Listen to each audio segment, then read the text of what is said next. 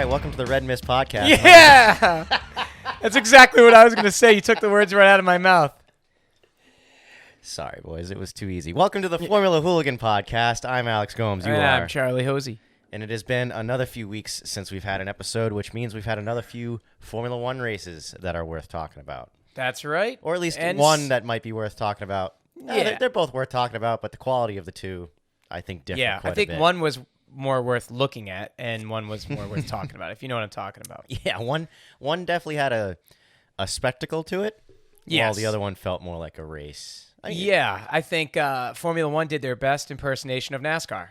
It's pretty much what it looked like. I don't know about NASCAR. If it was their best impersonation about NASCAR, it'd be like down in the South and Yeah. a lot less guys wearing shirts and guys who don't necessarily need to not be wearing shirts. Fair enough, but it was still 30 miles removed from downtown Miami, nowhere near any 10. actual water. Well, that's how Miami works, dude. When I went to NASCAR, in 2015 to see Jeff Gordon's last race at Homestead Miami Speedway. Oh, okay. I didn't realize. You cannot.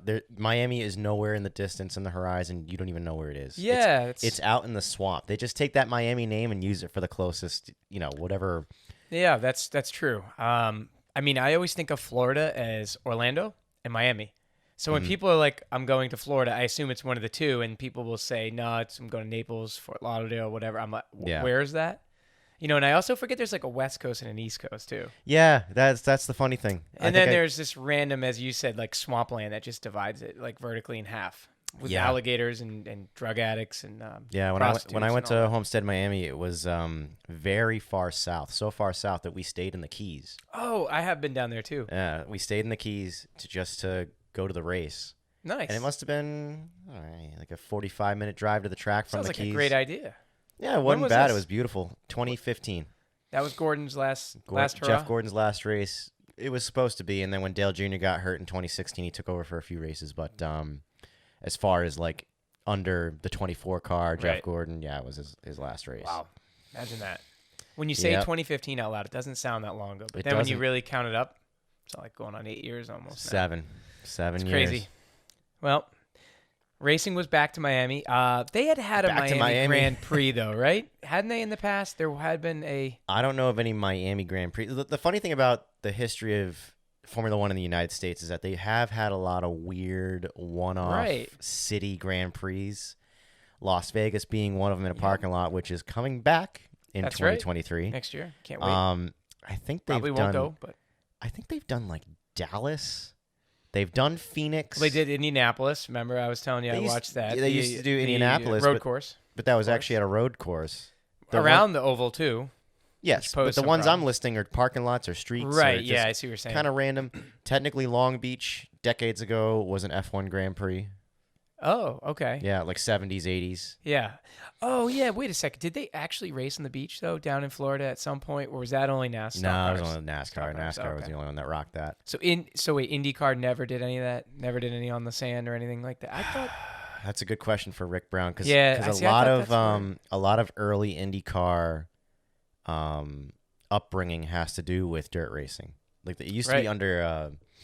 a lot of the Indy cars came from USAC racing, from dirt oval racing, and then they went from dirt oval racing to IndyCar, which is kind of funny to think about because it's not really relative to what IndyCar is right now. I mean, sort of, kind of. You still have the oval racing, but it's definitely different these days. Yeah.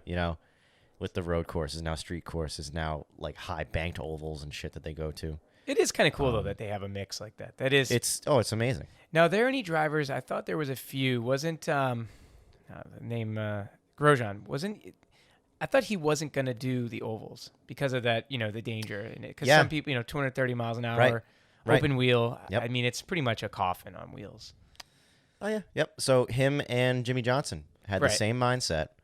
And I think... That was the guy I was thinking of, not, Jimmy Johnson. Well, at least you are correct. Romain Grosjean and Jimmy Johnson had the same mindset and thinking, I'm not doing ovals. Leave it to the teenagers. Or it looks too psycho. I don't want to get killed. I mean, Roman almost got killed the previous year in an F1 accident. I love that he just can smile and kind of laugh about it now. It's pretty great, isn't it? I think when you go through something as traumatic like that and you make it, it's like nothing ever sucks anymore. Yeah. You know what I mean? He was on fire. Yeah, exactly. He was on fire. Not a little bit, a lot of it. You know, he had visions of white light and stuff like that. Oh, see, I never heard any interviews. You with him. should. Yeah. He did like an interview.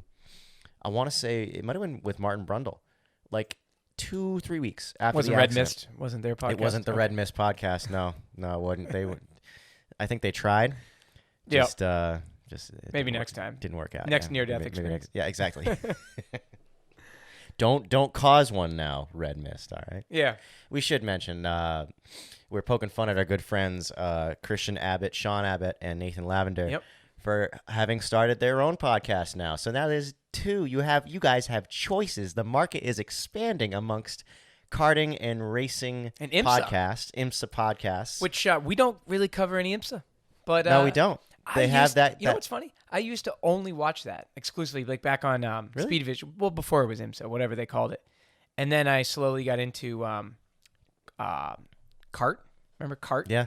And then Formula One. Yep. But the IMSA stuff we don't really get into. Even like when I was in California, I didn't see the IMSA race because it was just not as important. I mean, it's cool. They look like actual cars. They sound cool. They sound better than the Formula One even. But oh, jeez, that's not really hard these days. Actually, I should say, too bad we don't have him on. A buddy of mine was just at Watkins Glen over the weekend. Really? Ferrari Challenge was there. Yeah. Oh, no way. He sent me some vids. Oh my God, so cool. He was at the boot, just watching him pull up out of there. You know, the boot's got to be a great place to watch from, dude. Just to see him come down the hill, go ying, and back up. Yeah, it's a very cool track. You can basically just go anywhere and watch wherever you want. Yeah. But yeah. So now there's another podcast from the NHKA you guys can listen to. It's called the Red Mist Podcast. I listened to all 3 episodes already. I highly recommend you guys check it out. Sean, I especially love when you get into back in the days, in my days, it wasn't like this. I love it. Everything you say about NASCAR, I agree with. I think they need to get rid of stages, get rid of the playoff stupid bullshit.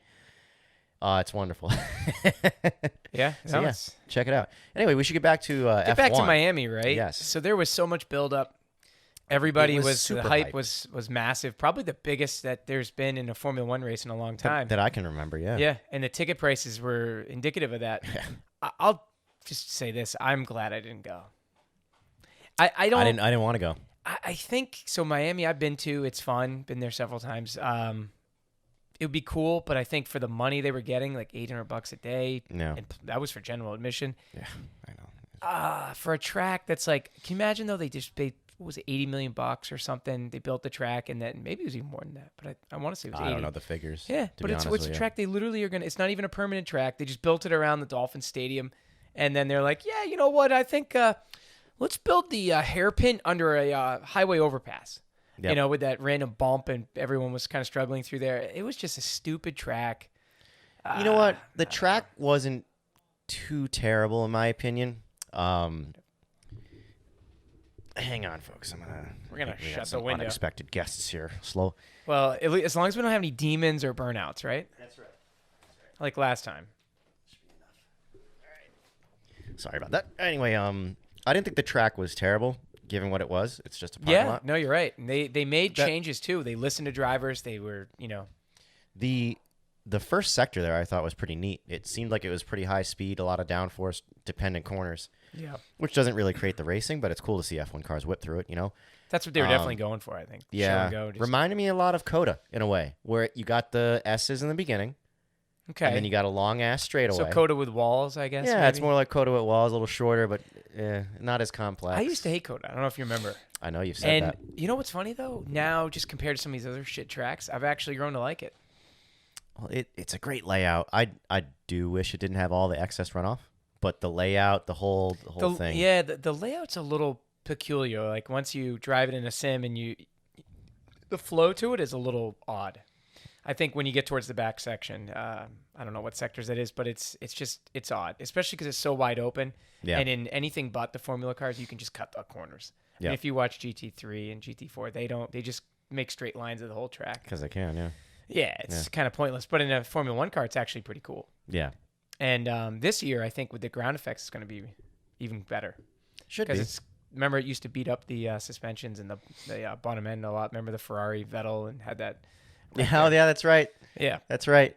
I do remember that. But you can see how boring the Miami race was because we're not even talking about it. But Yeah. All right. So I mean, we'll give it a quick summary. So Yeah. there were some cool parts. I loved Verstappen's move on the outside of Carlos into turn one. It was very much a Verstappen-esque move, but there was no bullshit that went with it. He did it nice and clean. Carlos never came up into him after they got to the exit of the corner. He takes second place, and then for the first 10, 15 laps, all it was Leclerc a second, 1.2, 1.5 seconds ahead of Max. And then eventually it kind of seemed like the tires just started failing on the Ferrari. And that's when Max decided to catch back up, get in the DRS range, and eventually got him. I don't even remember what corner he got him into. I'm going to assume it was probably going into that turn 12 complex. I don't even remember. I think there was 13 turns. No, 17. Yeah, higher up. There was a lot, yeah. Higher up. It's a long track. But nonetheless, you know what? His DRS was working, so that's why he got by. Mm-hmm. Yeah, I mean, it was there was some decent little side by side. Yeah, I remember there was some good mid pack racing. Like I remember there was a moment there where like Bottas and Hamilton and Russell were all together. Remember that? Yes. In that and sequence Bottas underneath was the highway behind him. Yep. Yeah. And it was pretty exciting for a second there, and then it just kind of fizzled out. Well, he screwed up. They were going into the last wall. hairpin. He bumped the wall a little bit. They go in the last hairpin. He went a little too far, bumped the wall on the exit, kept going. Kind of ruined it. Both the Mercedes. Oh, and basically that's what happened with Leclerc Verstappen. Leclerc went too hot into the last corner, and when he recovered, had a shitty exit, and that's what allowed Max to take him in turn one. That's what happened. It was turn one inside. You know what we can't forget, too, is the big wreck. Lando Norris. Yeah. Yeah, that one was... That was a racing incident when you watch the replay, though. Yeah. It was Lando, and I think it was Ocon. No. It was Lando and Pierre Gasly. Oh, it was Pierre Gasly that collected him? Gasly's the one he that went started wide, complaining, right? like, he was having handling issues. And he's like, I can't turn so well. And he was going into... I forget why he was going so slowly. He might have had a puncture. And...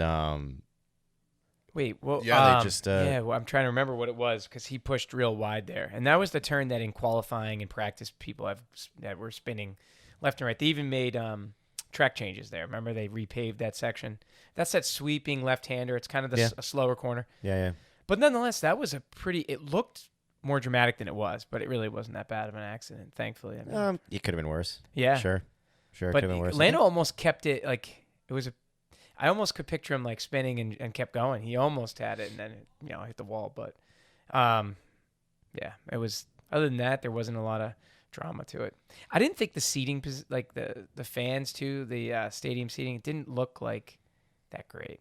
I don't know, just it didn't look like a great race from any perspective. My sister's boyfriend went actually, and I've yet to see him since he's been. But he showed he was sitting in the turn 12 complex, which is after the first very long straightaway. Yep.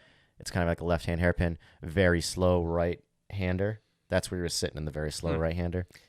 I've yet to talk to him since he went to the race. I haven't actually watched any people's like home footage either. Gotcha. The YouTube videos and stuff. Yep. Would be nice to do that to see, but it's just a race that's kind of like take it or leave it. It's cool. It did wonders for Formula One. The ratings were great. Yeah. Attendance was great. Yeah. I'm sure they made a lot of money. It kind of reminded me of like the crowd that would like go to the Kentucky Derby or like oh yeah, there were a lot so of many people who will go to like a Long Beach race. Remember I told you at Long Beach there was like majority of people had no the fact that I knew more about IndyCar than the fans there was kind of right. Telling, that's what it seemed like. It seemed like a lot of people showed up who weren't necessarily Formula One fans, but just wanted to be there for some friggin' awesome party. Well, of course. And that's what they were there for. I have to imagine the parties must have been epic, especially on those fake yachts that were like parked at the hairpin. I mean, yeah, the fake marina. Oh yeah, I mean it happens in Monaco too. They have the people swimming in the swimming pool, all the races going on. They're not even paying attention. That's it. I got to go there one year at some point. Yeah, that'd be a bucket list thing. Not this year, of course, because that's in a couple days. Yeah, not gonna happen. Unless you win some weird sweepstakes. Yeah. But the race that did happen just a few days ago, where there were plenty of knowledgeable fans and plenty of, actual racing stuff going on, was Spain. Dude, those fans are legit. And what's cool is they were cheering the shit out of Alonso and Carlos Sainz. Mm-hmm. Because they're both Spaniards, right? They're both Spanish. I want to say I saw... Is it Roger Federer? I think the tennis player. Yeah, he was there. He's a Spaniard too, I believe. I think. Yes. I'm not sure. All I know is Spain produces a lot of good athletes, international athletes like soccer, tennis, racing. Not the American sports, but yeah, what a track! I mean, I don't know if you're a motorsports fan, everyone loves that track. I love it. The flow is great. Traditionally, it hasn't delivered the best racing because it is a little bit of a downforce dependent track. There's a lot of corners that just come one after the other. So, except I think what spiced it up this time around, not just the new cars, but the wind. Dude, the wind was picking up cars and just tossing them around. It was. In the same corner. It was awesome to watch. Like, so cool. All of a sudden, Max even, I'm going to go right. No, the wind's just like, see you later. Yeah, so, I mean, the first one that fell to that was Carlos Sainz. Yep. And it almost looked like, to me, it almost looked like he ran over something, like slick. Mm-hmm. And he just spun right around. It was like you hit the brakes in a go-kart. It was just rear brakes. It's got to be scary. Yeah, out of nowhere. Right? Absolutely, at 180 miles an hour. That's the fastest turn on the track. I mean, it's one of the fastest turns in Formula 1. Well, it might be the fastest entry. The fastest corner is at turn 10, where they're almost flat out through at 160 miles an hour. 10. Wait, so turn 10 there? No, yes, at this track. So the turn we're talking about is turn 4. Yeah. Right? So 4, left-hander, sweeping 5. right-hander, yeah. Then they go down the hill. I think they count the little kink as a 6. And then it's 7, 8. Now they're going up a hill. Oh, I know the turn you're talking about. It's the right-hander. Yeah, but it's not the fastest entry, but it's like with the old cars, not this year's cars, with the old cars, it was flat out 165 miles an hour, which is insane. It's a fast track, yeah. Yeah. And it proved tough on tires. Three stops was the go-to move, which I think is cool. Yeah. I like more stops. Matter of fact, I wish they'd go back to fueling, just to add one more like spice it up. Yeah, there's plenty of people who want to see that as well. I don't see why not too, because with the technology we have and the safety stuff in place, come on, it could be done. But anyway, yeah, it's all the So we had wind, we had drama from Max's does not really stand, or whatever they were calling the DRS. I think is what does not Martin Brundle. Whatever. Yeah, I forgot what the acronym was that he came up with, but it was quick and it was funny. Yeah, it was. It was a quick one. If you watch the international version on Formula One TV, yes, with Martin Brundle and David Croft. That's just far superior to. It is currently. I can't watch it. I can't watch the U.S. Version. Well, it's not U.S. Well, it's just F1 TV's. Yeah, it's crap. I wouldn't call it crap, dude. You got Will Buxton in there. Will Buxton rocks. I like that guy. He's all right. He's all right, but it's just But so what? I'm just let's roll back to qualifying. Yep. Qualifying was slightly significant because we did have Max Verstappen, who did not have his full potential in qualifying. So Charles started first. Then it was Max. Then it was Max. Sergio Perez. And then Lewis. No, I think it was Russell. You're right, Russell. But what was cool, what's interesting about that, and this is one of those things where it's like, so it was Charles that started on the left-hand side. Max was on the right. Yep. But it was a lockout. It was basically like Red Bull, and then it was Ferrari. But I think Mercedes was 5 and 6, right? Yeah. No, I think the order was Leclerc, Verstappen, Sainz third. Right. Oh, I forgot about Sainz, yeah. Russell fourth. Right. Yep. I think Perez is fifth. Perez started Who fifth. was it who... Oh, it was Sergio. Wasn't it had the dog shit start, or was it Carlos? No. Who Carlos. had the Carlos had the bad start. Yeah, the anti-stall. Yes. Which is like, you hear that happen all the time. What the I know what anti-stall, the point of it is. Yep. But why does it happen so often? I don't know. I mean, there's got to be some way they program it to where it's like, how sensitive do you want this to be? Like how I mean, it's a dual clutch, so you think it's isn't that how they launch it? No. Well, all right, sorry. They don't have the dual paddles anymore. Oh, I thought they did. No, that rule ended in 2017. No way. So that's probably why they have so many problems, because now they're it's very much based on the skill of it. The computer. Oops, sorry. Based on what the computer is programmed to do. Well, it's the driver. It's the driver literally going like that. So he's just releasing one clutch. Yep, releasing just one clutch. So almost like you would with a foot pedal. Yeah, the exact same motion, but with his hand. Huh. Yeah, I mean, they probably figure out the bite point prior. What is it? Why is it you never see anyone over rev it and like actually just kind of light them up from the start? It's always the other way around. It's always people bog. Like you would think. I think you do, but they don't throw smoke. You know what I mean? It's more just because the tires. They're spinning, but you don't see it really. Yeah. You know, you might hear it on the onboard. You might hear like when they're going off, but you won't actually see. It much just smoke. seems like if it was me up there, the last thing you want to do is bog it. Oh right, yeah. I mean, but it happens all the time. What I was saying is like they probably have a certain RPM that they program the anti-stall to kick in at.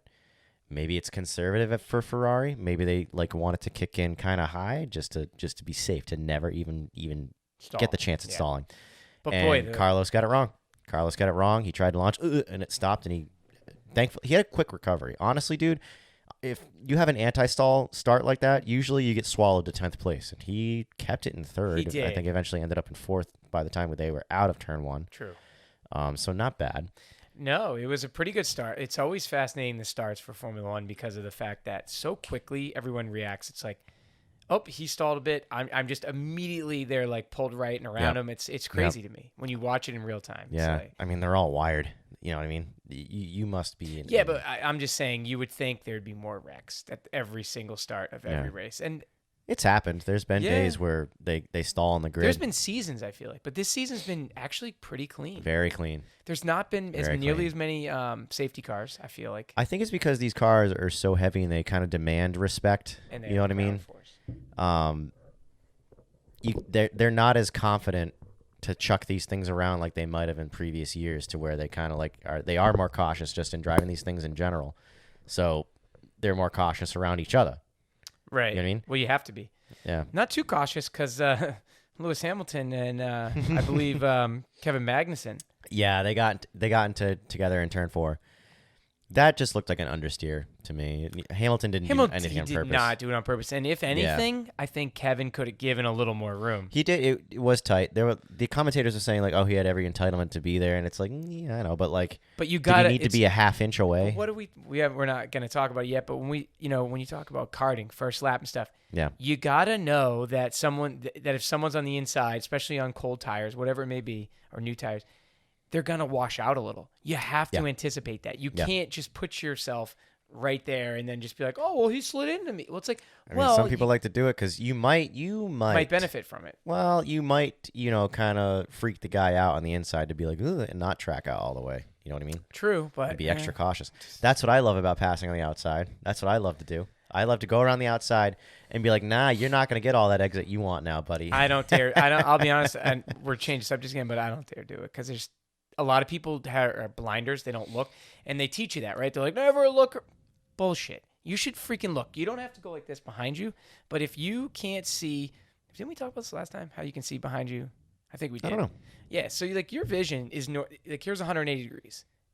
Now with a helmet on, you said like you can't see beyond that, but that's the point. So God forbid if you got to turn your head, so be it. Yeah. But those cars are so big. I mean, they don't. Yeah. What about the spotters though? Are they like, obviously we don't hear it all.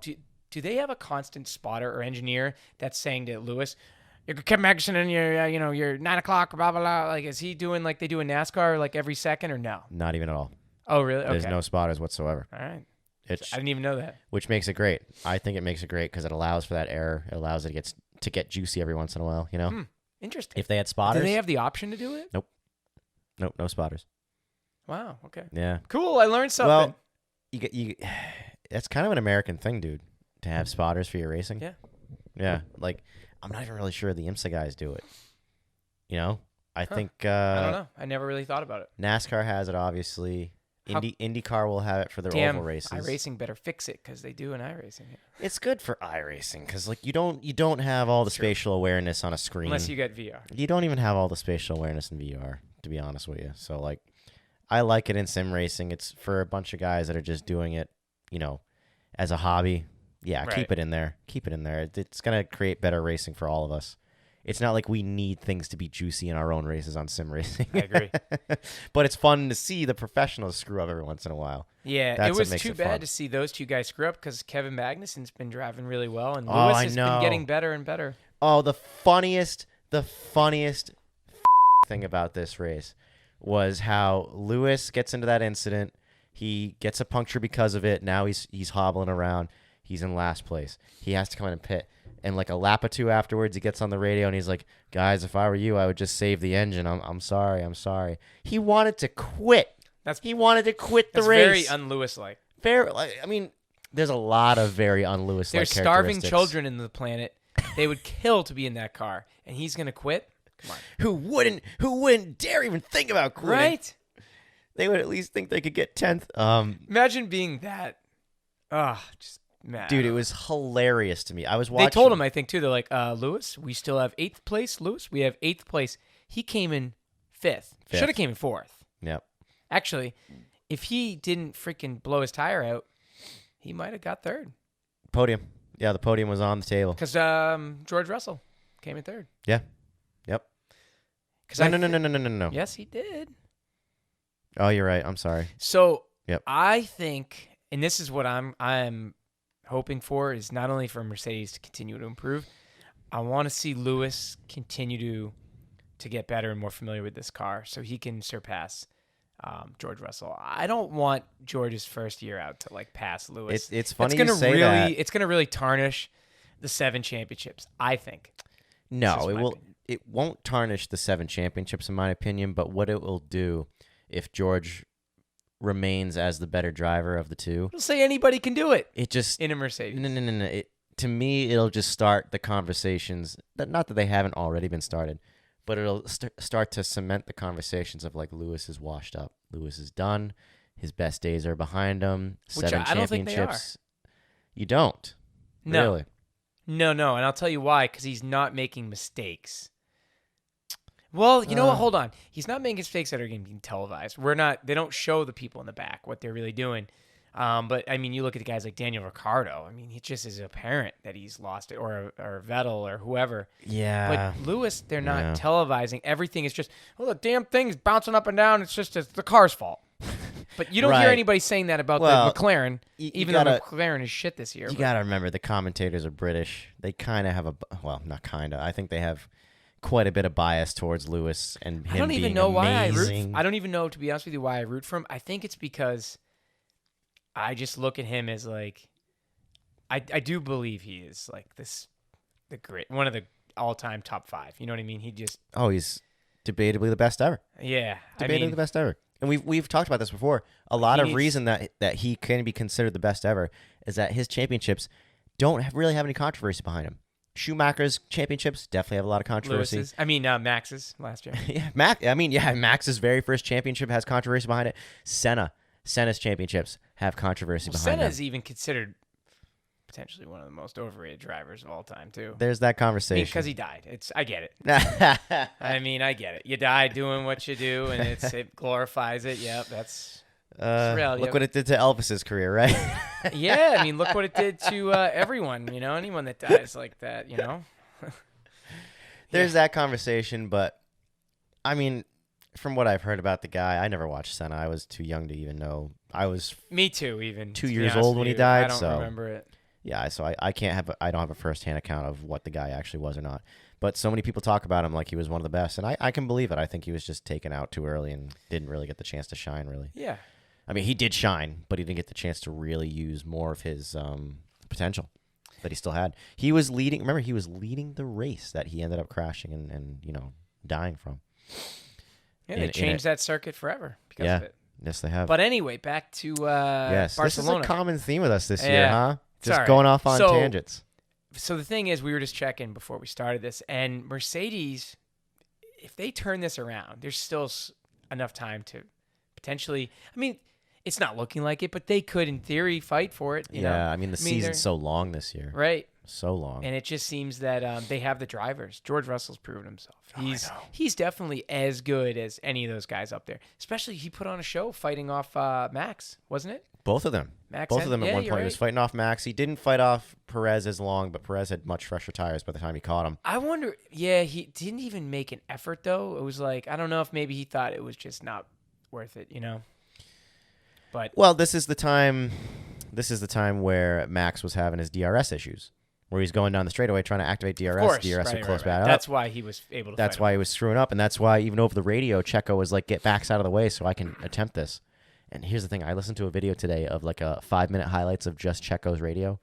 And even though like 2-3 laps later, they brought Max into the pits to basically allow Checo to go after Russell, there were times when he was behind him like, get him out of the way. What's he doing? I can go for him right now. I'm much faster. And they're like, you'll get your chance. You'll get your chance. You're on a different tire strategy. And it's like, ugh. So. And then he had his chance, and they were like, "Oh, let him by." Well, he had his chance, and then he gets by Russell, but he had to do one more pit stop just because like his tires weren't going to make it. So, and here's the thing. We forgot to mention, at this point in the race, this is the race for the lead, not second place. Right. That race was for second because Leclerc had just taken off and was in his own zip code, just running his own race. Yeah, I guess we skipped this part. Yeah, what happens? Engine dies. And dude, when it happened, do we know? Was it verified? That's what it was. Yeah. What? Because it was all of a sudden everything just powered off. I think it was. I think it was a turbo issue. It didn't quite power off. It kind of started going like, hey, it just kind of died off. But he still drove it back. You know what I mean? Right. That's what I mean. Yeah. I think I heard it was a turbo issue. I feel bad for him because it really. Yeah. His for the fault. Championship points. It's so what's so funny is that we're only six races in, right?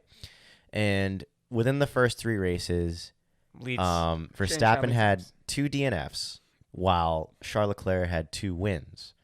And Max said in an interview, even though it was only after race 3, he's like, "Oh, the championship's already over. I'm not even in it. It's we'll just be lucky to even get second or third right now." I didn't know that. Yeah. Oh yeah, he said that. Now, the second 3 races have been the opposite, where Max has won. He won Spain. He won Miami. Yeah. What was the previous race to that? Australia, right? Yeah. No. Because we went Bahrain. That was the first one. Second race was, I don't know. Regardless, in the second half of the season so far, Max has been winning all the races while Leclerc's been having the bullshit issues. Oh, like Imola, him spinning out. Yeah. So now the tables have turned all the way around to where Max is now the leader of the championship after race 3 he was done. You know what I mean? Well, I mean, they kept having those issues, But every team has had issues. The cars are still new. Yeah, the cars are all still very new. I'm loving the midfield right now, man. The midfield is so exciting. Yeah, it is. Just to see Haas. Haas is like up there, debatably the 4th best car. Right, yeah, they've been doing well. Alpine has had some moments. Yeah. Alfa Romeo and Bottas have had some moments. Yeah. But the midfield just does this. It just goes back and forth. It's like, who's the 4th best car this week? Who knows? McLaren, it's weird, though. They're struggling arguably more than Haas and Alpine and Alfa Romeo. They're just so inconsistent. Yeah. Have they had a podium this year? I'm trying to remember. Alfa Romeo? No. McLaren. I think Lando. Yeah, Lando and Imola. Right. When Leclerc threw it off the wall. Right. Well, that's a bit harsh. I don't know if he threw it off the wall. I think he threw it off a curb, but yeah. He threw it off a curb into a wall. He did smack the wall. He did have to come in and change the front wing. So, all right, so to get back to Spain, now that Leclerc is out, now this race that we were just talking about is for the lead, not for second place. Eventually, Max pits. Checo gets third, or second, I should say. Checo eventually takes Russell because he doesn't have DRS issues. Takes off in the lead. Gets away for a good little bit, but now Max is on the fresher tires. I absolutely loved Max's move around Bottas because Bottas was in third at one point in the middle of the race.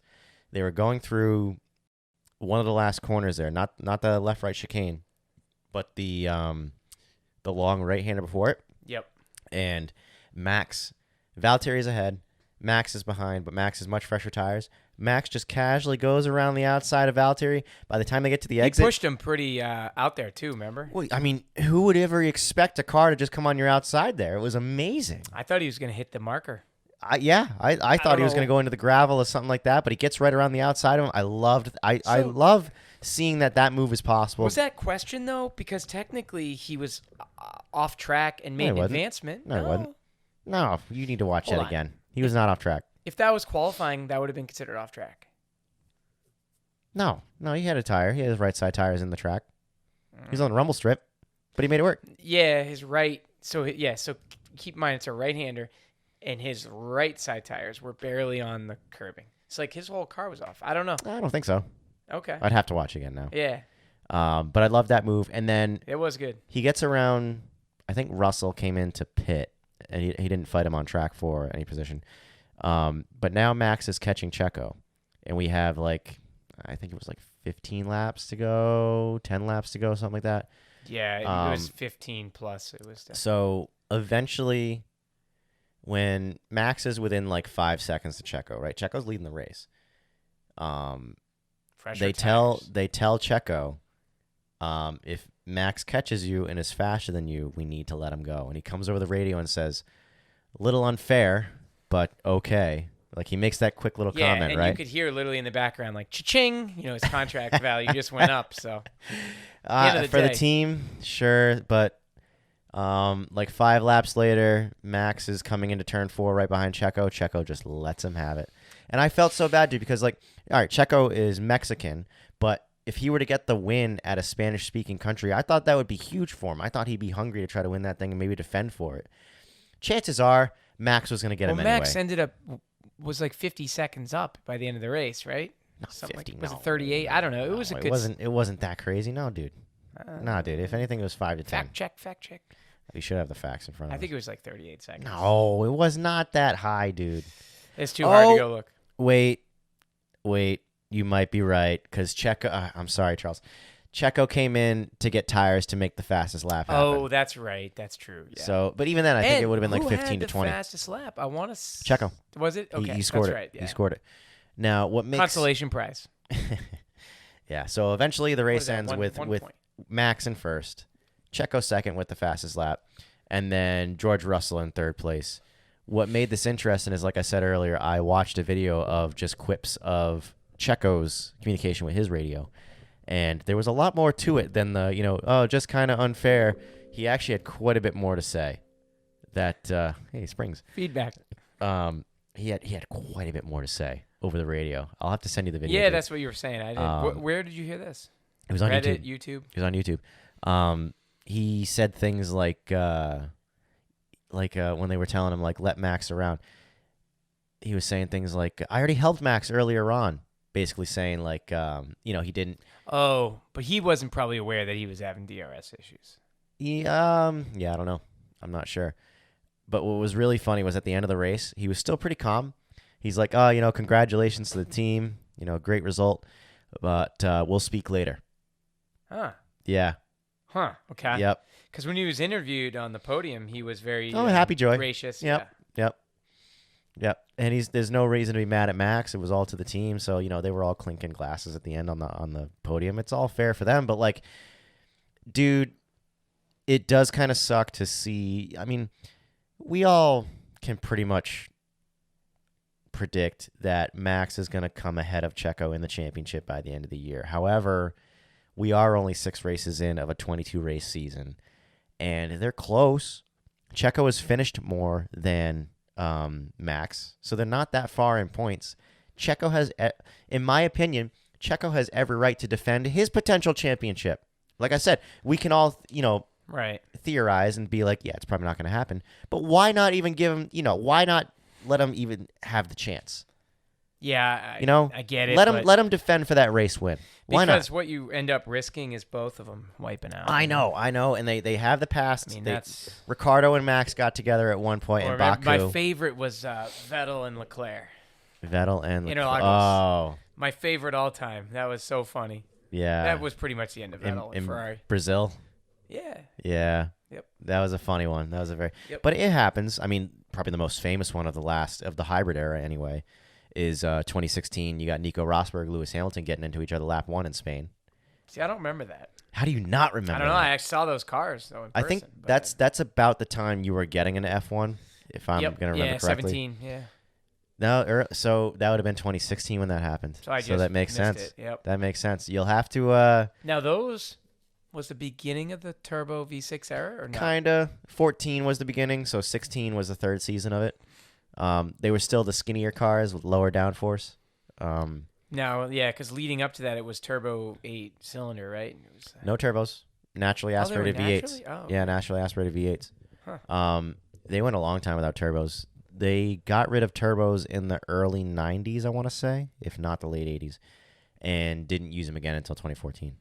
So there was a lot of like a couple decades of just naturally aspirated cars. So what was the displacement on those V8s? Do you remember? Had to have been more than what they are now. Yes, I want to say. Because now are they 3-liter?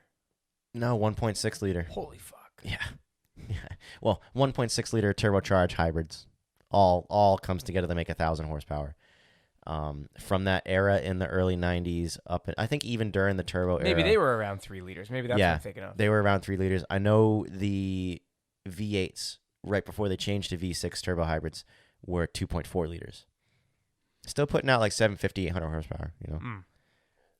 Some of the actual slowest powered cars in F1, lighter, smaller than today's cars. Why do we get in this topic? I don't know, because that's what we do. But yeah, so that's how it wraps up. We have Max Verstappen winning, which I'm grateful for. Yet I would have loved to actually seen a battle for it. Russell gets third, which is also incredible. He's been the most consistent driver this year, in my opinion. He finishes every race. Top 5. He's in the top Only 5 driver of every race. to ever finish, or not ever, but this season. Yeah, to finish in the top 5 of every race this season. And Lewis still figuring it out, you know. He still seems pretty cheery. I like his corny, like, oh, guys, thanks, team, peace, hashtag, like, love you all, like, every time at the end of the race. Rise. Yeah, you know, we race as one, and he fits in all those things. But he does it in, like, a non-pompous, non-douchey way. I don't know. You just cheer for him. At least I do. But yeah. So how did McLaren do this time around? I don't think they did great. very well, yeah. Not great. They were like a 10th place car. I don't really remember where they finished. We should like do some research before we do these fucking shows, huh? You know, we were gonna do it when it was hot off the press yesterday, but life happened. It was like 90. First of all, it would have been dying. We were 90-degree heat. It would have been so hot, but would have been hot. Would have been late. This was so far, I think, my favorite race of the year. It was one of the good ones. You know, it kind of fizzled out at the end because Checo kind of gave it up to Max, and then it was just. But there was that race for fourth. There was the race for fourth, and that took us pretty much to the end. The one interesting thing was. Oh wait, we should talk about that because what happened there? Why did Lewis? Oh, we forgot to mention the overheating problem at Mercedes. Right. That's what kind of Lewis more than it did George. They didn't mention it to George whatsoever. But George was experiencing it early on, remember? And they were like, "You need to, back off." Blah blah. He's like, "What are you talking about? I'm in fresh air." Yeah, that's right. That's right. Now I don't know enough about it, but maybe is it like one of those situations where they just had too much tape? You know what I mean? I think they. I know they don't use tape, but you know they forgot to put side pods on the car. So I don't know.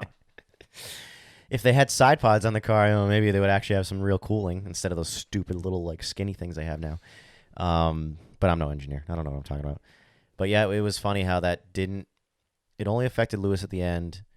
Even if it affected George, I think he had so much of a lead to fourth place, he could have slowed down and never have lost a position. But it did cost Hamilton the position for fourth place anyway. And he ended up finishing fifth. Wanted to quit the race. Finished fifth. He wanted to quit the race, and he finished fifth. Yeah, that was weird. I don't know. That was odd. That's not... It was so funny. I was watching the race with a bunch of guys... Maybe you go to the bathroom or something, Yeah. It's like, I gotta go. I was watching the race with a bunch of guys on Discord. And anytime Lewis did something great, like he got the fastest lap at one point, he moved up to 8th place, he did all these things. I was just like, oh, wow, fastest lap for Lewis, wanted to quit. Yeah. Hey, he got into the top 10, wanted to quit. I still got it, yeah. I don't know. Who knows how much is left in that car, though? To me, though, how are they going to make up for the fact that it seems to be down on power? Down on power meaning like it doesn't have the speed of the Ferrari or the Red Bull. You're right. It seems like the Honda engine actually has the most power this year. They're the ones that are the fastest through the speed trap in almost every track. You know? So, do you know even how that works? I mean, the power units, are they sealed and you can't do anything mid-season? It's pretty much... No, they can modify them. They can play with them. So, okay. Whether or not, like, if they can play with them, I don't know if they can send that data to the customer teams. Like, I don't know if Mercedes figures out something on their motor, they can tell McLaren, like, hey, you need to do this to go faster. You know what I mean? Yeah. Yeah, I don't know. Mercedes got something up their sleeve. They will. I don't think they're just going to quietly be like, we'll just take third in the manufacturer championship. They've kind of even disappeared off the mainstream, like the feed and the broadcast and shit too. Like you never really see Toto Wolff anymore. You don't see the other engineers. We saw him a decent bit this weekend. Dude, all they ever show is what's his name from Red Bull? Christian Horner. Yes, that's all they show. I mean, I get it. He's kind of like a very Hollywoodish guy, you know. Him and his wife, they're just very like his Spice Girl wife. Yeah, right. Wait, is she a Spice Girl? She's a Spice Girl. Wait, who is that? Ginger Spice. That's really Ginger Spice? Yeah. God, how do you not know funny. that? I didn't. All this time I. How many seasons of Drive to Survive have you watched? Come on, Charles. All of them, and I always thought it looked like her. That's her? Holy shit, now I gotta watch it. Yes, that's legit. You know, it was actually funny this year, dude. Funny as shit. A lot of people complained about this year, Drive to Survive, how fake it was. I stopped after episode 3. I couldn't do it. One of the funniest things that I found was that... oh my God, now I gotta watch. Yeah, one of the funniest things I saw, and somebody pointed it out on Reddit, was that there's a scene where he's hanging out with his wife, right? And then kind of like when they're off camera, he cracks a joke and his wife makes a laugh, right? They actually pulled that clip of the laugh from the end or beginning of a song from a Spice Girls song. No. Yeah. Oh, it's the one that goes like, I don't know. I don't know. Yeah. If you want to be my lover, you got to get with my friends. It was like, if it's that one, I don't know. Holy shit. But yeah, she's a Spice Girl, man. Jesus, that's so funny. Ginger Spice. And then you got David Beckham is married to the other Spice Girl. I'm just thinking of Spice Girls. Anywho, okay, cool. Well, that's why they're always showing him. Yeah. Because it's like, yeah, okay. They must have been really popular in Miami. Jesus. Yeah, I bet. She looks so different now. It's weird. That's why I don't even remember what she looked like when she was a Spice Girl, dude. I wasn't into that it was shit. like in the 90s, yeah. But okay, cool. Anyway. This episode of the Formula Hooligan podcast is brought to you by Newport Propane. Wait. Now, Alex, does anyone even use propane anymore? Do you live under a rock, Charles? Well, I know you can grill with it. Uh-huh. But can you cook on the stove with it? Yes. Heat the house with it? Of course. Warm up the pool? Mm-hmm. Fuel my flamethrower so I can melt snow with it? All right, slow down, Charles. Well, what about when the lights go A out? propane generator will do you right. Okay. So who would I talk to if I want propane in my house? Newport Propane, of course. They've been family owned and operated for over 60 years now, so I'd say they know a thing or two about propane installation and delivery. Not to mention, they'll come out and give you a free estimate on any propane systems you're thinking about adding to your home. Sounds good to me. How do I get in touch with them? You can call them at 401-847-6878 or visit them online at newportpropane.com. That's 401-847-6878 or newportpropane.com. Newport Propane, proudly serving the Rhode Island area for over 60 years. That's Formula One for the week anyway. We should talk about our racing. Yeah, we had our very first race of the year. We went go-kart racing. Yes. In 90. What was the track temp? Air temp was like 92, maybe. It felt like it. I think it was. And it was muggy as shit. Yeah, and dude, the track temps were hot. Yep. So the race I was struggling, man, that whole day. Me I didn't too. bring enough water. Me I didn't too. drink enough water. I realized too a few things. That I gained weight. Yep. I'm out of shape, and I'm getting old. Because I was struggling lifting the cart and putting it on a stand. Yep. Rich, your cart's too heavy. It's not me, I promise you. Yeah, but no, it was a lot of fun. I love that track. Rich has the stacker stands anyway. They're pretty tall. No, they're too tall. I can't do it. Yeah, Yeah. I literally was like, like at one point, like 2 guys came over because they thought I was going to drop Rich's cart. And I was like, It doesn't help that you're driving and then you have to come out of that thing and be like, well, pick it up. it's tough. I mean, but look, this is karting. We're not Formula One drivers, you know. Yeah. As much as of a gentleman driver as I am. So yes, we had our first race at Canaan Motor Club. We did not do the Half-track. full track. We did the half track. The full track good way is to start. usually, yeah. That'd be a bad way to start the season. Full track? Yeah. I don't think so. I don't know, man. Well, You're not in all World right. Formula anymore, so I'm not in World Formula anymore. That's we true. can't even get through, outlap before. I could see like the rookies of the season, really struggling to wrap their heads around doing the full track for their very first ever race. Yeah. So you're right. The half track is probably the better idea. A lot of changes. No, not really a lot of changes. I mean, you're running still in the 2-stroke. Still running in my still running tag lights, senior. but I'm thinking because I was so heavy because Rich's cart for whatever reason. I didn't really actually gain weight, by the way. I was joking. But last year I was always about 2 to 3 pounds over my weight that I needed to be for lightweight, running no added weights. It was perfect. So this year, no weights added, but he's got the electric starter, and I was like 18 pounds over. So everyone was saying like, it doesn't really make a difference. If I could feel it, to me it felt like I was carrying more weight. Yep. What do I know? You also have to consider that you're racing a different chassis this year. Yeah, different everything, different chassis. We had it set up to the default settings, which is actually kind of cool. I like the fact that the more different setups and chassis you can drive, the better understanding you can get. Yeah. But in this one, it's funny because Rich and everyone was like, "Oh, how does it feel?" It felt great. I kept telling you. Yeah. But holy fuck, we were off the pace. I have not. That's the slowest. If you were to compare time versus time, like the qualifying lap times. Yep. That I've ever been. I've never. I think Rich and I and Rich was running heavies. I was running light, so it's worse for me. But it was like 2.5 seconds off the pace. What, dude? Yeah, it was. You sure? I could be exaggerating. I probably am exaggerating. Maybe it was like a second and a half. Okay. But still, it was a lot. Way more than what, wasn't like just, I don't know what I'm doing type of thing or, the cobwebs and dust off. It was, something different. And the weight felt like a part of it, but it was also the setup. I was running the default setup, which we thought would be the best way to start out. Yep. It felt great, but as I told you, it felt great because it was so safe. Yeah, safe. I mean, it felt like, and I know this because I never once had any close call of spinning it or anything like that. The rear end it was tight. It needs to be loosened up. It's understeering. I liked it though, but unfortunately, it's just not the quickest way. It's not the quickest way. The only turn there I could even feel that in, believe it or not, was the back straight into the infield, the right-hander. Oh, yeah. It's the only turn you could really feel it. Everything else, turn 1's flat, turn 2 almost flat, no problems. Yeah. It's just the infield turn. I had to literally like trail brake.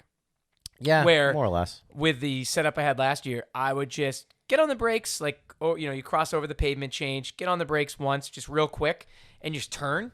And I would shrug the speed that way, and the chassis would just, turn and go. Where this race, I was like holding onto the brakes as I turned to not wash out. Yep. Which was a little different, and I think was slowing me down. But it was weird. Whenever I was in a battle with people, I felt quick. So I'm not particularly sure. I'm never one to just blame things on the cart. I always say, when I watched the race, I watched you guys' entire race. We looked racy. You looked good. You looked all right. I mean, yeah, you were back in 7th, 6th place. But we had a fun battle, so it was with a mix of heavyweights. I think it was me, Rich. Yeah, so that's an important thing to mention this year is that heavy and lightweight World Formula races at the same time, same run group. Which, you know what? It didn't affect me negatively, this particular race. I actually enjoyed it because I was racing competitively with some of them, and it was good, clean racing because a lot of the heavyweights, I find, other than the top few really quick lightweight drivers, are more experienced. Yeah.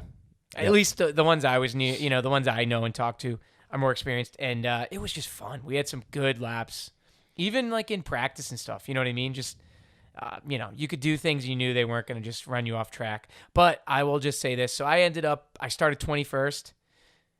That's combined. Remember, lightweights and heavy. Finished 6th, which I was actually happy about because how slow I was.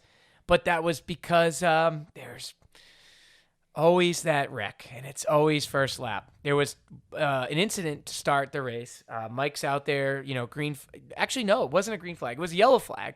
But nobody slowed. Nobody did anything except for why am I forgetting names right now? He won the race too. Real Kyle. Fast driver. Yes, Kyle. He tried to stop, and he did. He almost got reamed from behind. He went from like 1st to 7th really quick. What a fucking run! I got to see his somebody's GoPro. Yeah, I hope he was somehow came from back from 7th to 1st again. He was on fire, and he was actually up at Tamworth with you, I think.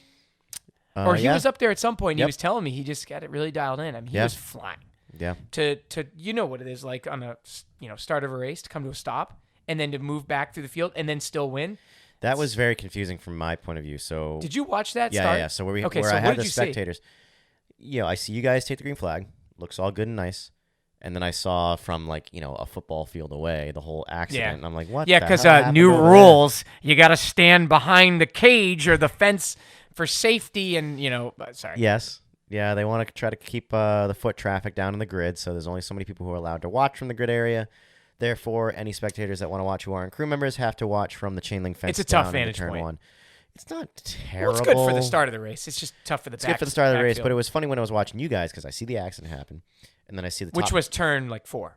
Turn 1, 2, Or was it 5? 3. Turn 4, 5. I would 5, yeah. infield, whatever. Right. But I see the top group come through the last 2 corners, and then I kind of see Mike moving into the track, kind of going like, "Oh, what the f?" to He's whoever. got a death wish, man, to do that. I know. World Formulas, Mike. I wouldn't step your ass out on the track because I thought he was going to get clobbered. Yes. We would like our glorious leader to survive. Yeah. Please. We don't need another like a shutdown or anything like that, you know. Yeah. So it was funny watching that because then the top 6, 7 all come by at like a snail's pace, all of them except for Christian Abbott. Christian Abbott goes around the inside of the entire group. Wait, where takes did he the lead. start in the field? Do you know? He was starting towards the front, I think. He was in the top. Yeah. I want to say maybe he started 7th, 6th, Yeah, 7th. something like that. I was gonna say. I actually listened to the podcast. He told me where he started, and I don't even remember. He was top 10 for sure. Yeah. But he took the lead almost instantly because of that. He had a lap or 2 by himself, and then eventually guys started getting back around him again. I don't know. Why am I blanking? Who is the bright white 54 in your group? He's the one that took the lead initially after Christian did. Is that Kyle? No. No. Well, it's Ryan. There's Ryan, Kyle. There's Ryan. It might have been Ryan, but I think wasn't Rodrigo, Dave. I mean, those are the guys that were at the. No. Regardless. Yeah. Christian started to get past, and it ended up being a 3-horse race towards the end where it was Kyle, Will Juba, and Christian. And the 3 of them were really fun to watch. You guys were wicked fun to watch, though, because it was like a 5-6 cart pack, and some of you were all moving up together. And then Shea Stanley there. Shea actually, I think he got slightly caught up in the beginning wreck that happened. Yep. And he worked his way up he ended up finishing 7th in class. There was quite a few people involved in that. I wouldn't say involved meaning hit, but, spun. Yeah, avoiding whatever the f you have to do to just not make it into a massive wreck. Shea was very impressive to watch. I was proud of that kid. Where do you remember where he started? He started towards the back, man, because he had he was back. He had a rough go at qualifying. He only made it out for one flying lap because he was still mounting tires onto his rims, and I was helping him out. I was sprinting from my pits to his pits to get my gun to put tires onto the f***ing cart before he got out there. We brought it over there, and I asked Greg, I'm like, is there time to get him in? Because you guys had already been out there for 3 minutes, and qualifying's only 5 minutes. And he's like, you got 2 minutes. We're like, all right, okay, fine. So we put it down on the ground. We get him going. He gets out there. He does his one flying lap. It's not the fastest flying lap he can do. He only had so much time to get the tires up, but he at least got up there for a flying lap, and he's not starting dead last. So I want to say he started probably, 17th, 18th overall, and drove his way up to 7th in class. Yeah, nice. So he was phenomenal. actually up in my pack then. Yeah, that's where. Yeah, towards the end of it, he was. That was a good little pack there. Yeah, you're right. He was hounding Rich Hemingway, if not got around him, and he was a car or 2 behind you. And Jeff was with us. Yes. There's some good drivers there. I mean, so that's why I said I have no complaints with the mixed class. To be honest with you, the only thing I got to get, and that's what it might have been, by the way, my own doing, is the mixed class for qualifying. It, I don't think I managed it right. I started behind Rodrigo, who freaking qualified first, I think, or somewhere up there. So no real excuses. I don't know. But anyway, qualifying, I think, is more of a challenge now with the heavies out there. Sure. Yeah, less space. We got roadblocks now. Yeah, more or less. I mean, because now, even though their times are very similar, roadblocks meaning because you're lighter, you're faster in different areas. You know what I mean? So, like, the area I would always get hung up in qualifying is coming into the infield through there, because in the World Formula Light, if you're not flat out, like, so you take your turn, you scrub off some speed, and you're going through the right and up into the hairpin or whatever you want to call it, the left-hander. If you're not flat out right up until you get ready to turn that left, the final left turn before the straight, you're doing it wrong, or you're slow, or something's going on. Yeah. There's a lot of guys, though, that are not, unless there's something badly wrong with their car. Oh, my God. I know so, because, like I just told you, unless there's something badly wrong with your setup, I should not be, like, no one should be able to, like, really, get up on someone to the point where you have to, like, hit the brakes or slow up. And I can't tell you how many times that would happen. Yeah. And people are just, but there's a few new guys, but it's because I was getting to the point was the heavyweights. I think the heavyweights are just going to be slower through there because they have more weight. Through that section, that fast right-hander. That's where they're going to show their disadvantage. Yes. Through that section. Under braking, right. Anything that requires, grip. Yeah, I'll tell you what, though. The setup I had felt phenomenal on the tight left and then the right on the back straight. So even though it was like understeery, it felt great through there because you could really chuck it in there and hard on the brakes. I had those carbon brakes or whatever, ceramic. Yeah, Rich said he's going to pull them out. Please don't. I don't know why. I mean, those are not the problem. They were awesome. Oh, he's going to replace them? I think so. That's what he said. I don't know. Just leave them. You're not going to go through them. I mean, just leave them. I don't see any problem. But I love them. What was it? What's his reasoning? I don't know. We'll comment. All right. So anyway, congrats to Kyle. Rodrigo, he's kind of like, he was the Charles Leclerc of this race. He was running really well. I don't know what happened to him in the race. He didn't finish. Yeah, to be honest with you, I don't really remember him much. Something happened. No, sure I think he DNF or. There was a couple late DNFs, a couple late incidents as well. Can't forget to mention though, Fred Fawcett was back. Yes, and that's one of the guys I was running with. He was in that pack, dude. It was awesome. 'Twas a glorious day. It was. 'Twas a glorious day. I haven't raced with Fred. It's been almost 10 years, I think. Because remember, Fred's older like me, so it would have been the last time I was on a track with him was like X1, like almost 10 years ago. Come on, Pro League, man. He used to do Pro League. Yeah, but how long ago? Oh, that's true. You're right. He did it. That's right. Yeah, he did it recently. Yeah. Yeah, so, okay. I want to say he probably stopped doing that. It felt good, though. It was cool. Yeah, I only ever saw him for a quick second. I gave him a hug, and that was it. You're so busy on race day, you can't really say hi. No, I know. But it was cool seeing him back. And it sucks that end of the day it happened to just start down. Oh, dude, that was brutal. Yeah. It felt good, though, actually. It was cooled off. It felt good, dude. But it was a mess. My pit area got all muddy. Half the shit that I stuck, it's still muddy. I still haven't had time to clean it all off. Sucks. Like my cooler, my bag, my helmet bag, my Easy Up. Dude, I just finally finished like cleaning it all off. Rich had some really cool products. Oh, good. Yeah, well, if anyone's ever seen his garage, it's like McLaren's He's the headquarters. King of clean, man. Dude, yeah, I thought if there's anyone that's cleaner than me, it's him. He's absolutely. Cool. Yeah, so we'll have to like change our name. We'll have to like team mean and clean. I don't know. Well, no, what is he? He's Badass Hemingway. Badass. Yeah, that's what he called himself to you. I like Hollywood. Doc Hollywood Hemingway. Hollywood, number 23. That's right. All right, but anyway, I think that's it on the lights and the heavies. Yep. You had yourself a fun run that I don't know if anyone out there other than yourself knew that you won. We all assumed you came second. Yes, so let's ruin the ending right away. Let's go backwards. All right, let's go backwards anyway. So my day with the tag senior group was pretty good throughout. I went out there for practice and I tried the gear ratio that I've always used at this track, and I felt like I wanted to change it. I just felt like even guy, I had decent speed, and even guys I would approach in practice that like I'm definitely faster than. By the time we would get midway to the exit of or at the end of a straightaway, I couldn't get around him, and because of that, I would spend a lap or two behind him just stuck. You know what I mean? So I was like, all right, seems like I need to go down a tooth or two, and I go out into practice with 2 teeth down from my previous setup. That's right. I saw you make that quick change. Yeah, it felt really nice. Felt better.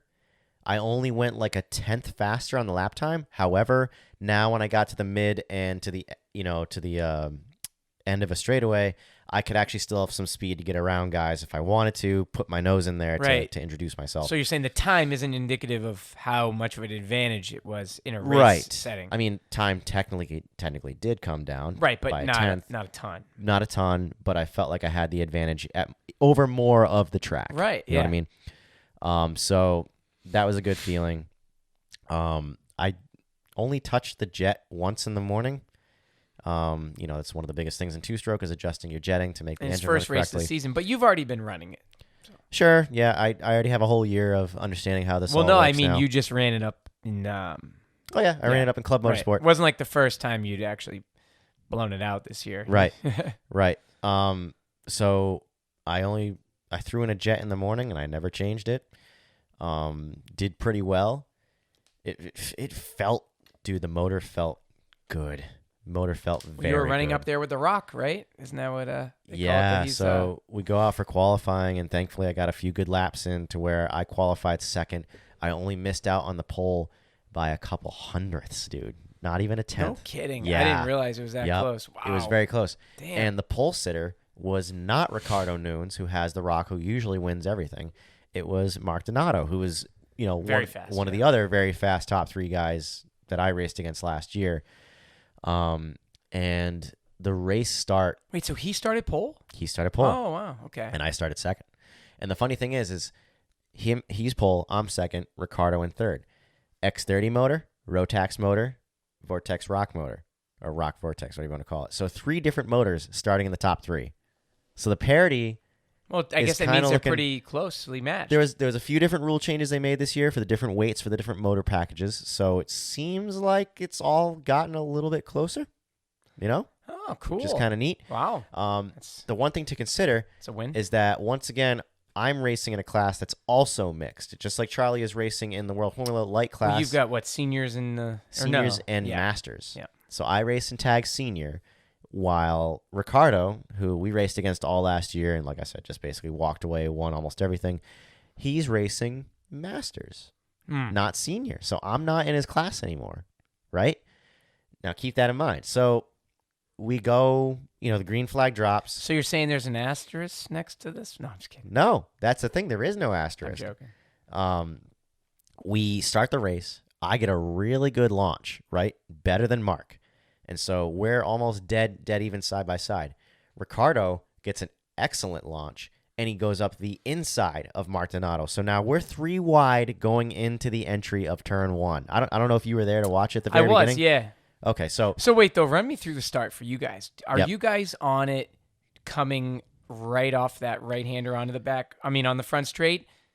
Because this year seemed different. In the past, everyone was like bumper to bumper, really slow, and then the start finish, then the green flag drops, then they went. So sort of late. This year, at least for our race, and if I remember correctly, yours too, it seemed like everyone was on the throttle pretty early. Yeah. I don't know if that was intentionally or if it was just people eager, I think it's eagerness. I think it is just kind of like, if I don't go right now, the motor's not going to wind up, and I'm going to shit start.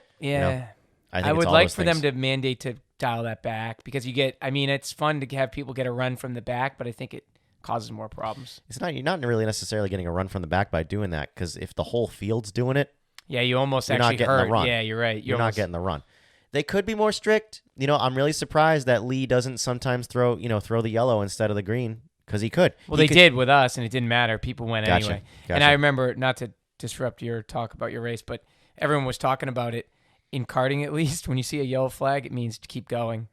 I'm sorry, but that's just the reality. Because what happens is, if you stop, and no one's gonna say, "Oh, you know what? We'll switch positions." Just keep going. Yeah. As long as it's not gonna kill someone. Yeah, I think I've seen one instance on YouTube in an international race where they had 3 or 4 botch starts, and they made the 2 leaders go to the back of the pack. Oh, really? Yeah. But it's not often. Not that I've seen anyway. Yeah. Regardless. All right, so you guys. So we're going to turn 1, 3 wide. I'm on the very outside. Mark Donato in the middle. Ricardo Nunes on the inside. And I just watched the video from Turn 1, by the way, with those, got to be hairy. It is. It's like the tires aren't up to temp yet. Right. Everyone's real juiced. Yep. So we go into it, and I just watched the video today from Krishna Beatty's view, which was a good view of it. Mark Donato, he backed off pretty early and just let myself get around his outside, and Ricardo and I went side by side into turn 1. Ricardo kept up his momentum on the inside and took the lead. So, like I said, all last year, Ricardo would get into the lead and then just walk away to his own zip code, and he would just never be seen again. Here's the thing. I stayed on him for the entire first lap, and I was like, well, this is different. I'm not going to complain, but this is really cool. And the thing to consider, once again, is that technically you're not racing him. I'm not racing him. Which, by the way, everyone watching thought you were. Right. That's what you mentioned at the very beginning of this whole topic, is that I'm the only person who knew where I actually finished at the end. So in the second lap, right, I did get a little silly in the head, and I was like, well, I must be faster than him. I'm right on his bumper. Let's go for overall lead. Wait, why not? Wasn't this a little bit almost like Checo and Max type thing? I mean, like you felt like even though it's not your race necessarily, let's put it this way: if you had passed him and still won the race, wouldn't it have been kind of like a carrot, or whatever? Absolutely. Absolutely. Yep. I mean, I know that in my race, the heavyweights, I was still racing them. Fuck. Yeah. The hell, man. They're on the track. You're in my way. We're racing. Yeah, I agree. Shit. The thing that brought me back from the fantasy of being the overall leader was that I tried it, right? I tried to get up the inside of Ricciardo. Yep. Didn't work out. Ricciardo kept the lead. And it opened up the door, though. Right. And Donato was right behind me. And I was like, that would have sucked, dude. That would have sucked. Right. So I was like, all right, you know what's going to happen? I'm going to try to go for the overall lead, and I'm going to lose this race. Yeah. So you know what? I'm just going to let Ricciardo suck me through the air. And did you notice? Did you feel it? Oh, yeah. Did you get you definitely half feel track it. there with Definitely feel it. I'm just going to let him draft me through the air and pull me along, and I'm just going to try to run my race, run it nice and clean. Were your braking spots similar too? Like, did you? I didn't notice. Dude, I felt faster everywhere.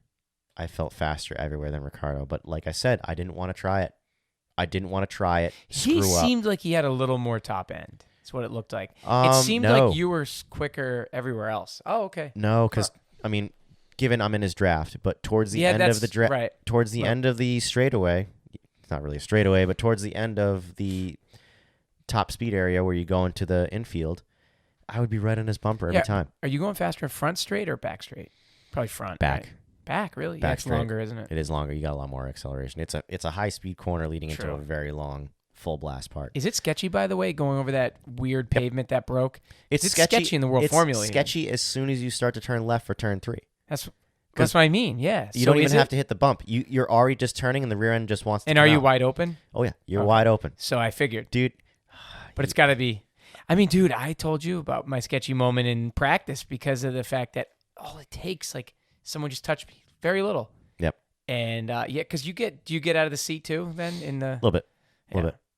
Yeah. So, like, dude, I really felt like if it was just between me and Ricciardo to win that race, I would have had something. So let's hear it. Where would you? What move in your head? Because we were talking about how you're always thinking about stuff. Where would you have done it? Is it in the infield, that turn there? I think I would have had to been very ballsy and try it in the infield. Yeah. Because he had seemed me. Like wait, was it just from our perspective back there in the shitty fan box? Was it like? It seemed like he was almost fending off the inside line. Yeah. Oh, yeah. Turn one. But why was he doing that? Maybe because he didn't want to open the door because of somebody else in his class? Well, so it was funny to me because I was getting slightly frustrated. I was thinking, like, let us by. Driving a defensive let us line. by. Who cares? The next guy to you in the Masters He class. probably didn't even know it was you at first, did he? I think he did. Oh, he did? I think he did. But, like, I think he's thinking the same thing. He's like, I want the overall win. He's a racer, and I'm a racer too, but I just had to dial it back when I understood, like, well, it really actually doesn't matter on paper or for trophies or anything if I win this thing overall. So what does it matter? I should just behave. But he's in first. Why not try to keep first? The actual overall first place. It's kind of cool. Now, one thing to consider is that the Masters weigh more than us by regulation.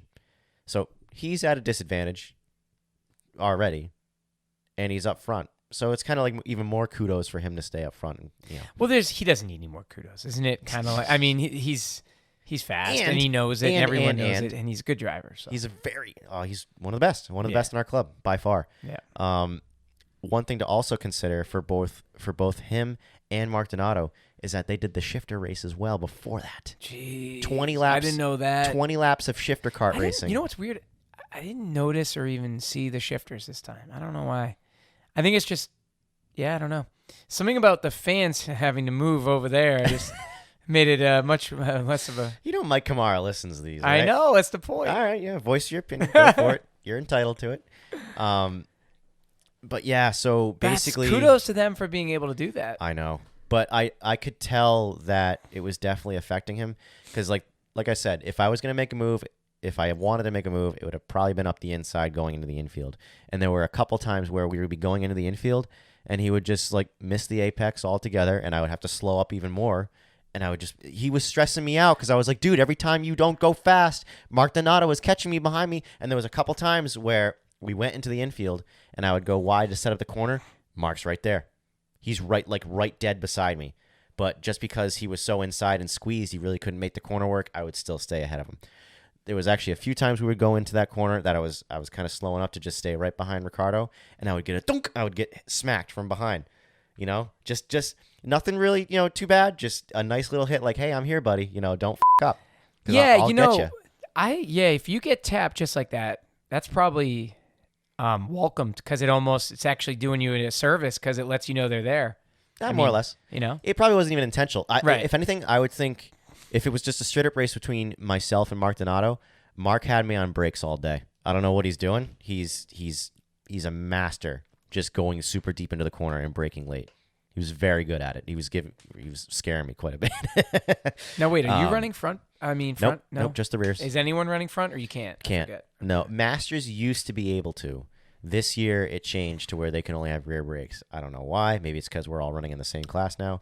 The Masters would debatably be faster if they had the front brakes. So, you know what's funny? If you ran front on everybody, wouldn't it make it safer, theoretically? Because you could brake more evenly. You would have less kind of f-ups. I'm not saying I want it, but would it negate a lot of the kind of oopsie shit you see? Under braking,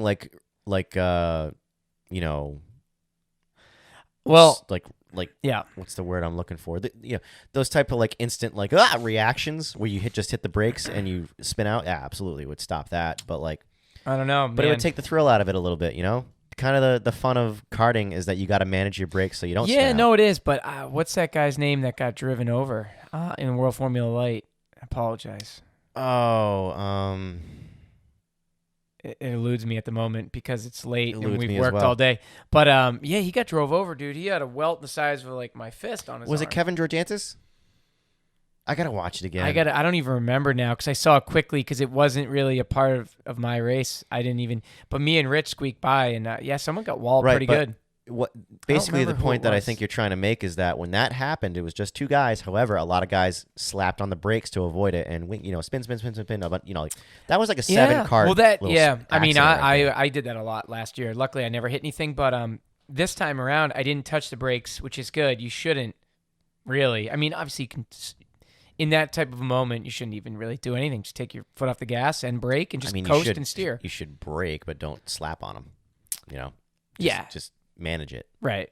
That was and also stay to the inside. Remember I told you, or I think Rich was telling me that too. He's like, just stay on the inside. Yeah. When shit goes shitty, let them wash out. Just be on the inside. Yeah. Especially so lap 1, don't be passing on the outside. Just stay off the outside. That's kind of hard to do in theory. It is. You're right. It's not hard to do in theory. It's hard to do in practice.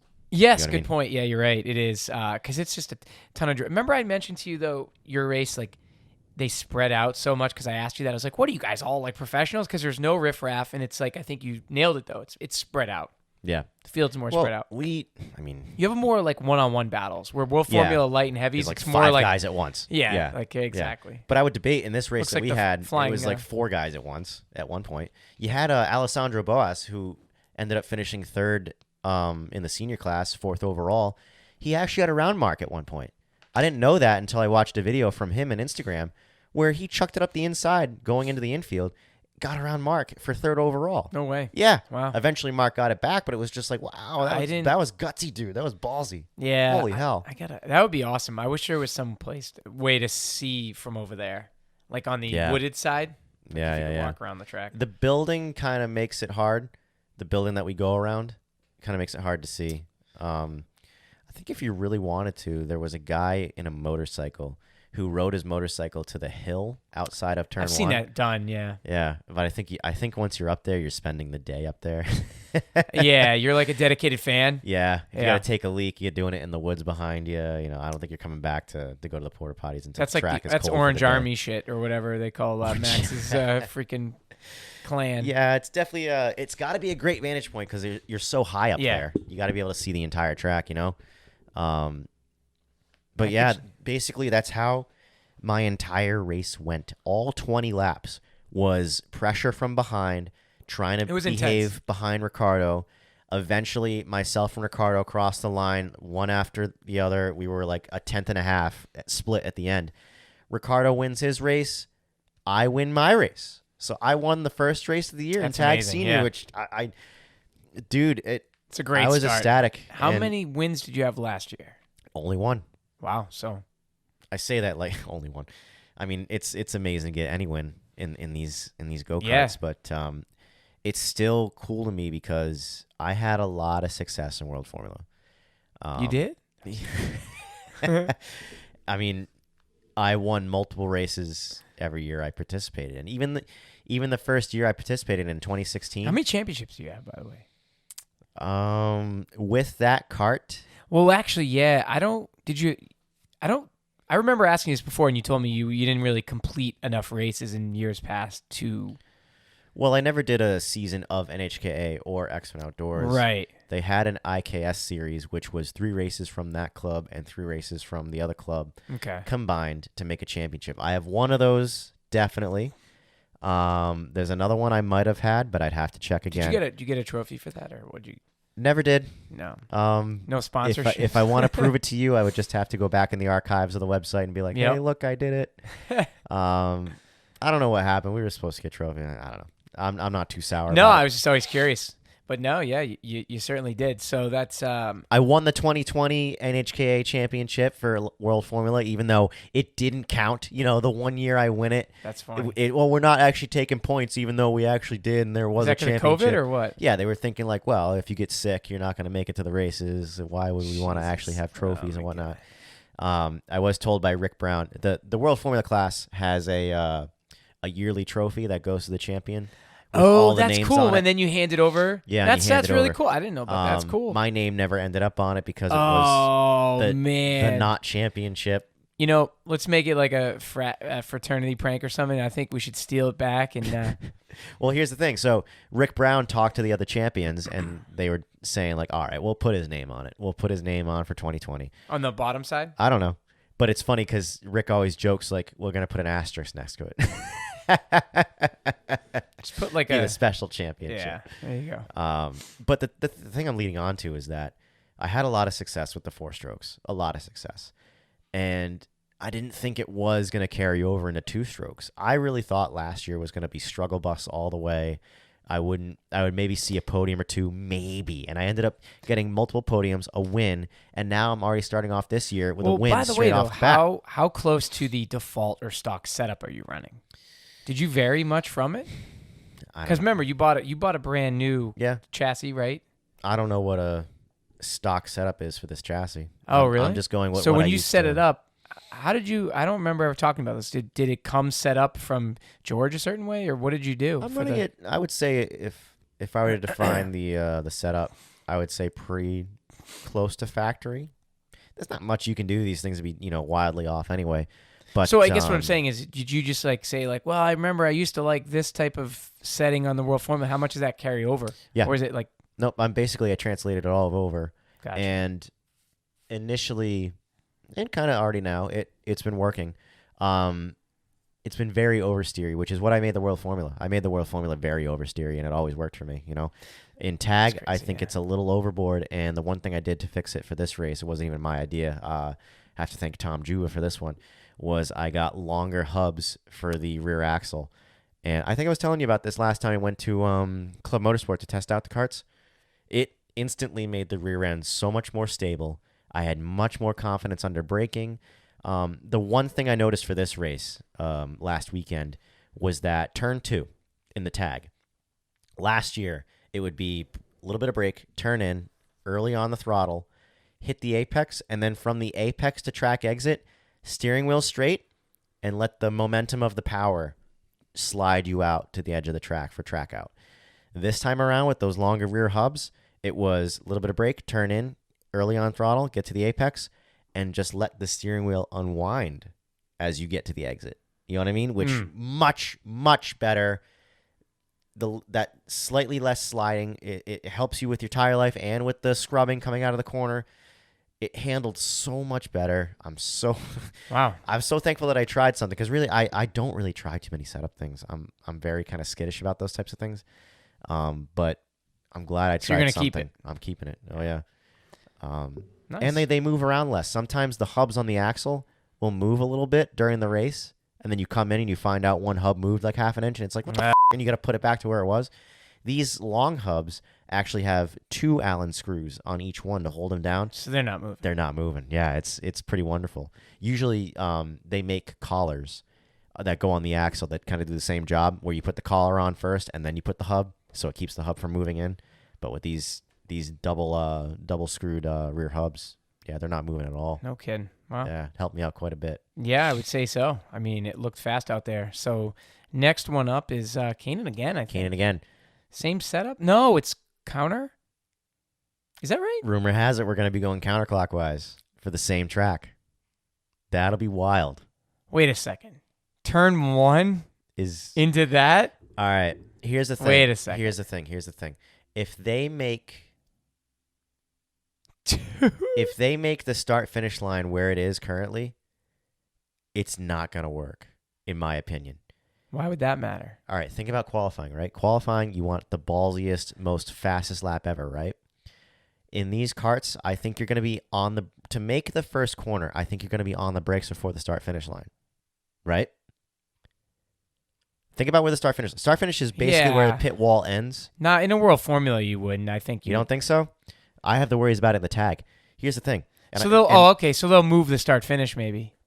If they do it. Maybe it all depends on where the timing line is. The timing line that runs under the track, I don't know if they have multiple lines or if that's the only one. And, Mike, I hope you hear this because this is a legitimate concern of mine. I think for like us in the tags, we're going to be flying towards that line because it's going to be pretty fast. Yeah. Think about how wide turn 2 is.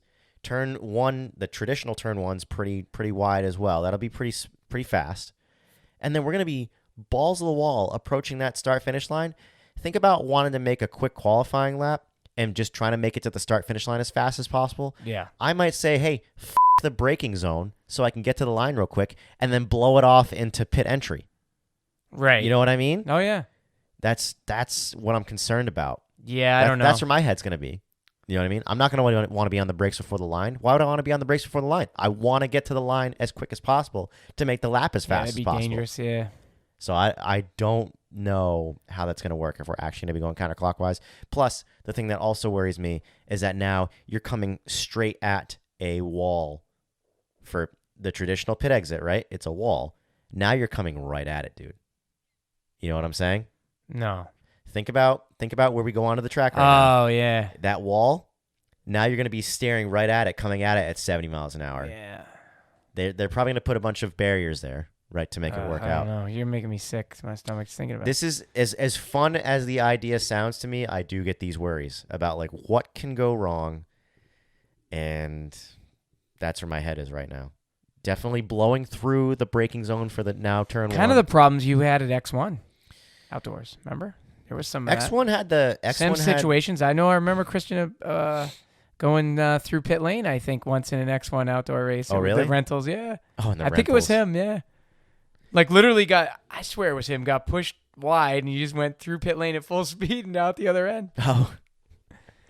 But I'm just saying, even in those, if you hit that wall, yeah. I mean, they had stuff set up too, remember? But I don't know. Yeah, we'll see.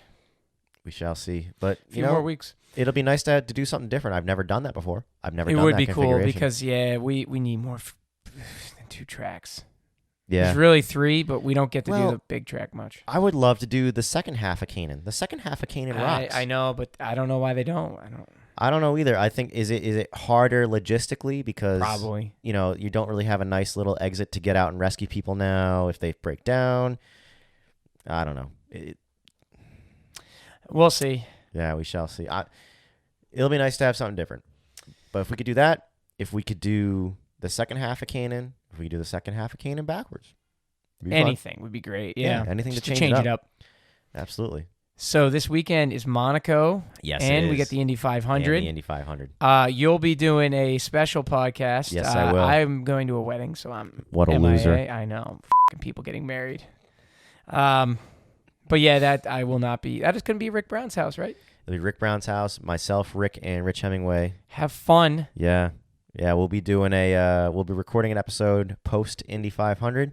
Maybe we'll have the NASCAR race going on in the background, but none of us really care about NASCAR. So hopefully there'll be a lot of these going around. I think I'm going to be Sleeping in your probably the most plastered I've been for an episode, if I were to guess. Nice, good. So it's yep, I like it. Although the Kanan, I didn't really get plastered for the Kanan live episodes.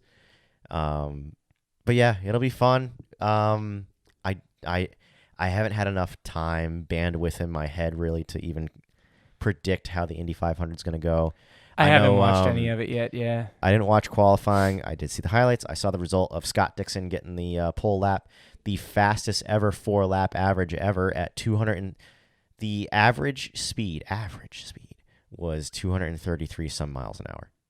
Average speed. Yeah, it's a whole bunch of nope, I think, for me. Yeah, those guys got balls, man. Yeah, they do. Oh, yeah, they do. And you got to consider, man, that car is set up to go that fast for just 4 laps. So those tires, probably not very good at the end of that 4th lap. And that thing is probably wanting to snap, wanting to wash, wanting to do everything to kill you for those 4 laps. And you're doing it. Dude, like Dixon's lap, his speedometer never dipped below 230 miles an hour. And at the end of the straightaways, over 240. Yeah, I mean, this is like... It's ridiculous. That is a top speed shootout type thing, where it's just like a blast to that speed in a straight line. This is around an oval. Yeah, it is. What do they average during the race? Do you remember? Race is considerably... Like 2:15? I mean, considerably. It's slower, but yeah, I wouldn't be surprised if it's like 2:20, 2:15 is the average. You're still never dipping below 210 miles an hour. I mean, the leaders are probably never dipping below 215, 218, something like that. Oh, for comparison's sake, NASCAR, like at Daytona 500 or Talladega, they don't crack 200, right? They get close. Close, but they're playing with the restrictor plates to manipulate it that way. But NASCAR, I would think in the past did crack 200. They did. So restrictor plates are a late 80s invention. Before that, you had guys like Bill Elliott who set the track record at Talladega with an average speed of 213 miles an hour. Wow. Yeah, ridiculous. It might even be faster than that. You know? And then they invented the restrictor plates because of certain accidents where the cars get airborne, get whipped into the crowd almost. And it's funny. Dale Earnhardt, it's very funny. Dale Earnhardt, ironically, hated the restrictor plates. Yet he was one of the most successful restrictor plate drivers there ever was. But he kept saying, like, with this close racing, with this traffic jam that we have, crashes, right? It's gonna kill somebody. Yeah, well, and it did. Should have wore a fucking helmet and a seatbelt. Oh, yeah, full face helmet. The Hans. I'm not sure if the Hans device was invented already. It might have been. Wasn't wearing one. Dude, there was rumors he didn't even tighten his belt. Really? Yeah. Those are the rumors, man. Imagine that. It's like, I like to be comfortable in my Chevy. Yeah, maybe. Like my blue jeans to sag, and I want my belt nice and loose. I don't know why we're shitting on Dale Earnhardt. I love him. God rest his soul. Yeah. Very much so. But yeah, Indy 500 is coming up. Yeah, it's going to be an exciting one. Monaco. So, yeah. I think Monaco's. It's going to be a parade. It's a Miami race. It's all glitz and glamour, but the race itself sucks. I want it to be good. I really want it to watch. Be good. It is, and I think the track is phenomenal. For, I do driving too. It. Yeah. Oh my god. Oh yeah. Just great. When they go around the swimming pool area, yeah. When they kiss the curb, and it's like, whoosh, whoosh, it's awesome. It is. It's a good sequence. We'll see what happens. I think Charles Leclerc's hometown, he's gonna win. That's think my so? prediction. Yeah. It'd be nice. It'd be nice and fitting. And I'm gonna go with Newgarden for only because he won when I was in Long. All right, it's recorded. I know. I saw the bets going on. Yeah, I'm not a part of it because I'm not going to be there. Myself, Rich, and I don't believe in betting across the Canadian border. So. Yeah, myself, Rich, and Rick, we have money on certain things, qualifying position and finishing position for. You got to have your prop bets in there, and maybe first we'll see. accident. I don't know. Yep. You could make that a drinking game too, though. Yeah. But all right. Well, this is episode. Who the knows? I think it's 16.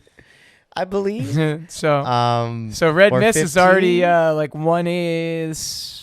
They're only 10 and 11 behind us. Right. And we've been doing this. Catch up. By the way, I got a memory on social media. It was like over a year ago when we were like episode 5, and I'm like, holy we are not doing that many of these, are we? No, I mean we are. Well, we are, but it's seasonal. Yeah. So given that life. But it was just funny. I was like, holy shit. But anyway, this one's been a long one, so if you stayed listening, thank you. Yes, thank you very much. I'm Give Alex a comment Gomes. And a like, and I'm Charlie Hosey. And we'll... this is Formula Hooligan. Yes, Formula Hooligan. Hopefully... The original. Yes, you'll see me next time with Made in America. Rick and Rich. Oh, good one. Getting blasted. I love it. Recapping the Indy 500. So thank you very much for listening. We'll see All you right, guys in the next one. We'll see you guys later. Goodbye. It smells nice downstairs. Dude, I had to pee so bad. Like the last 15 minutes, dude, I was like...